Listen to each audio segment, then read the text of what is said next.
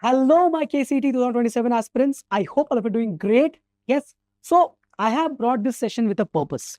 I understand many of you are learning from online platforms, from YouTube, whether it is paid by courses or free courses, whatever it is. When you're learning from an online platform, there's some things that you have to do from your own side to make the most of it. So, for example, if you're learning from YouTube, how can you make the most of it? How can you learn from YouTube in the most effective way? Okay. So basically, how can you learn better, learn more? Okay. From the same video. Because you can understand that from the same session, a student can grasp better or does not understand anything or does not, let's say, two students are there. One watched the same session and are able to solve the question. Other student B is watching the same session and not able to solve any question, any of the PYQs. What is the real difference between the two students I mentioned right now? So we'll look into that. We'll try to understand what is the right way to study from any of the YouTube lectures. Okay, so let's start the session on that note because I really understand your time is very, very important and let's not waste it. The first thing is the thing that you end up ignoring all the time and you forget all the time, that just if you watch the video is not equivalent to the entire learning process. Just because you saw an educator, a teacher solving a question does not mean that it is your answer. Until and unless you take up that question without any help and you are capable of solving the question by yourself. After learning, I close the video, I close all the help, and I take the question and start solving it. And if I can solve it by myself, then you have learned that concept. But just by watching somebody solve a question will not be sufficient to learn. You'll have to do more work than that. Yes, the information is there, the content is there, somebody is teaching you, somebody is explaining you that, but that is not completely sufficient. You need to do something extra from your own side. Okay, that's the difference between your active and passive learning, and that's the difference between results and just spending time on lectures, on videos. Okay, so we'll see all of that. Okay, so understanding is not just equal to remembering. Okay, you understood a concept and somebody is explaining you, but do you able to remember that? Can you recall that in the examination hall? That's what you need, right? Yeah. Let's move on. Passive versus active learning. What is the meaning of passive learning? That we all do. Watch, sitting back nicely and letting the video play. It's going on, sir. I watched 2 hours, I watched 1 hour, I watched 3 hours. I did that. Then what? Copying. Just simply, using a lot of AI tools and getting the transcription of the class notes and making the entire notes. Next, move on. Means once the one video is done, we'll quickly find a next video or similar video and watch that as well. This is all a source of passive. This is all the reasons of passive learning. What actually should be done? The active learning is stop the video when completed. Means once a concept is completed, pause it right there.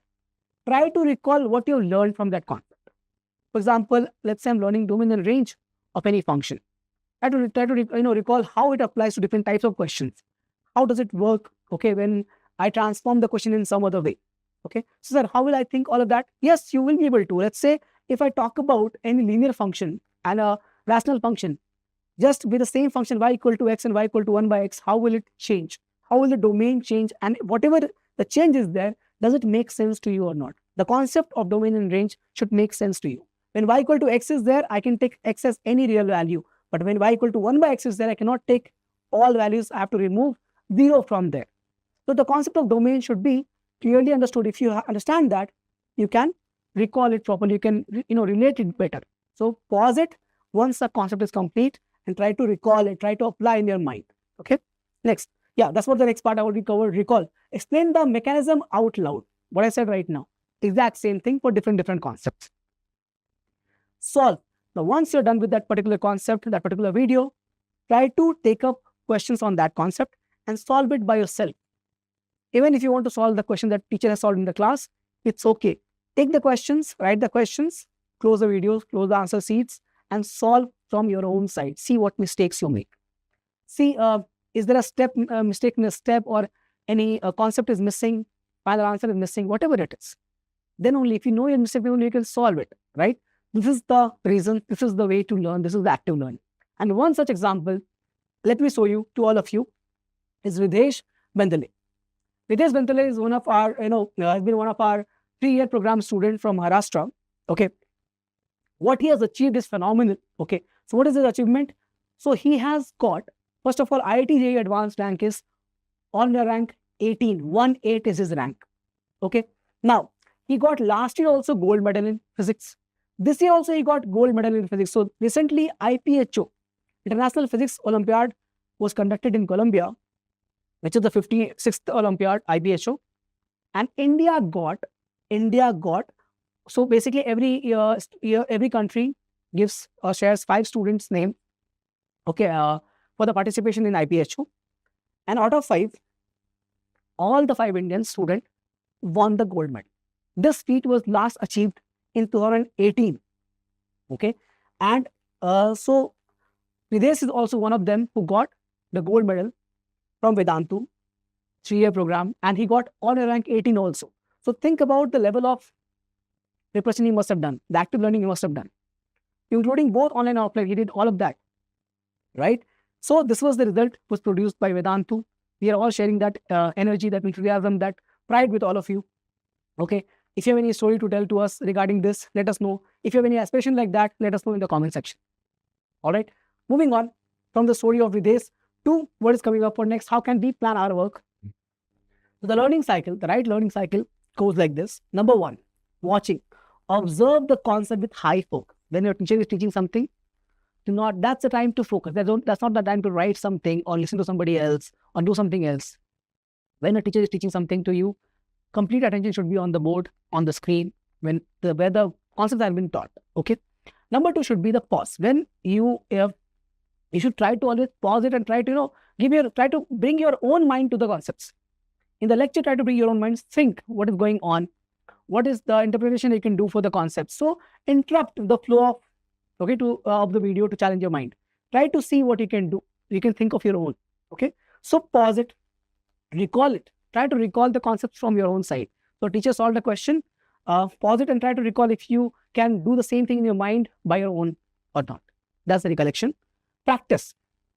Once the concept is complete, try to take 5 questions of the similar category or different category based on the same concept and solve it. Okay. And number 5 is the one that you always forget, revise.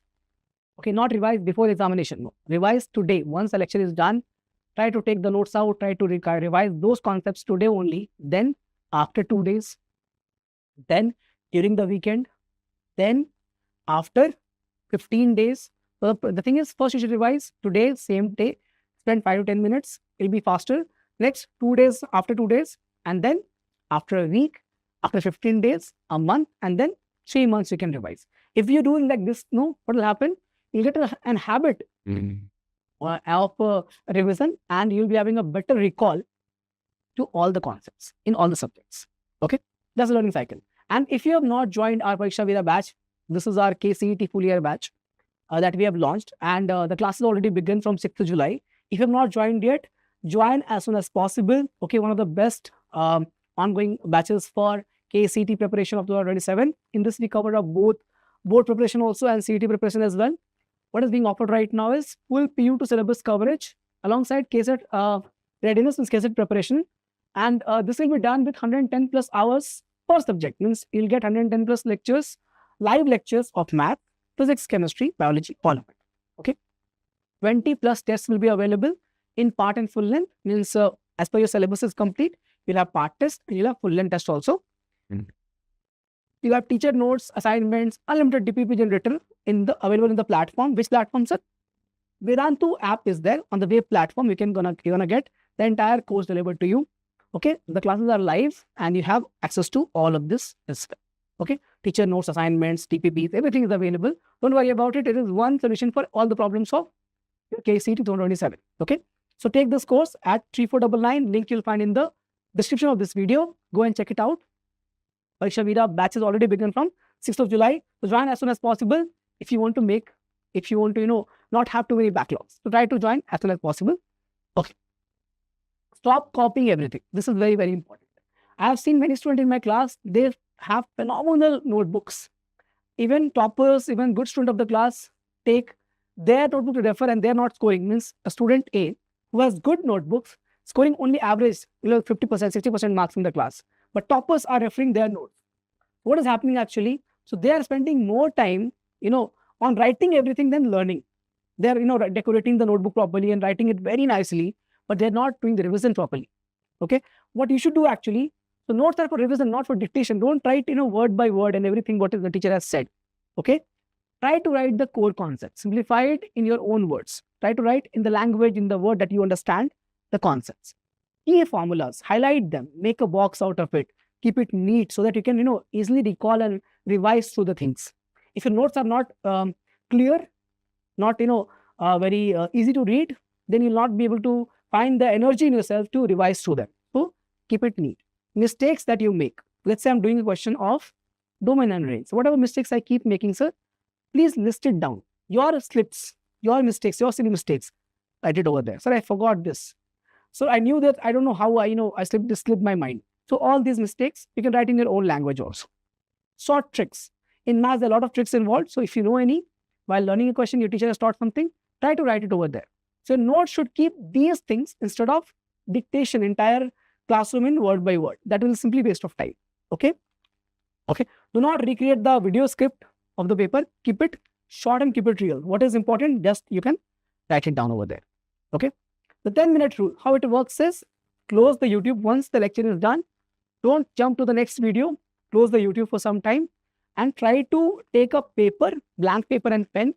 Close your eyes and try to recall what you learned in that video. Take 5 to 10 minutes and recall all of that in that video. Okay. And solve 5 simple questions on those concepts. Okay. So try to use this 5 minutes time over here, 5 to 7 minutes and 5 to 10 minutes over here. Total 10 minutes you can use to recall what you learned in the video and solve some easy questions on those concepts.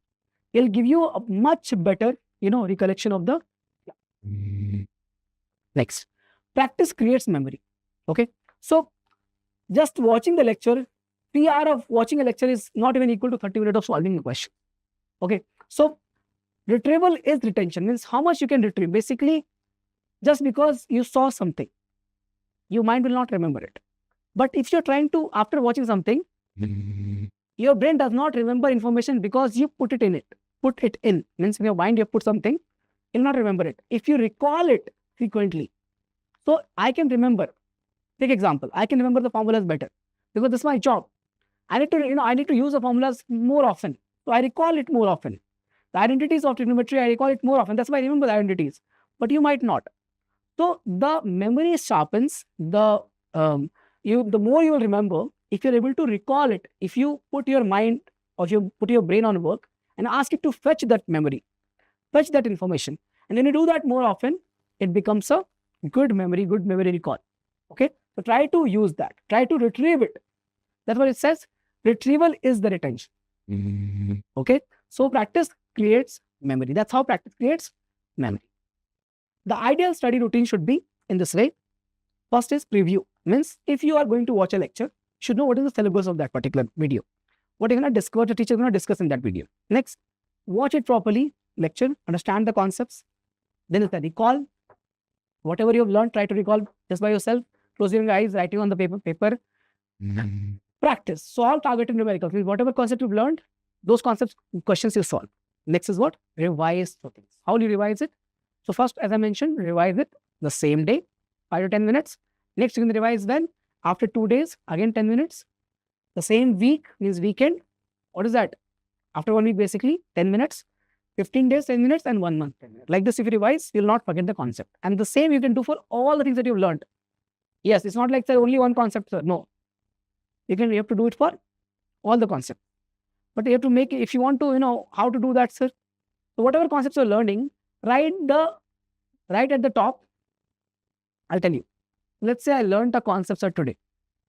I learned a concept, sir, today. So right here, first time I have revised it on the day. So I'll write, let's say, 14/7. Okay. I write it as 14/7. 1 sec, just to make it better. Yeah. 14 July, revised once. Again, next revision is what? On 16th July. So if this is done, tick it. This is pending. Again, this is done, tick it. And so on. Okay. So this is how you're going to revise. So on the top of the page, you can write it down. 14th you revised once. If you want to maintain a sheet, Excel sheet, good. Otherwise, you can on the same concept page, you can write it down. You revise 14th on one, 16th on one, and then you can keep track of it, how much you revise, and this will give you confidence also. Okay. So this is your ideal study routine. Avoid these mistakes. Very common mistakes. Binge watching means if, sir, I have exam tomorrow, I'll watch 5 hours, 5 different lectures at once. Difficult to grasp all of it.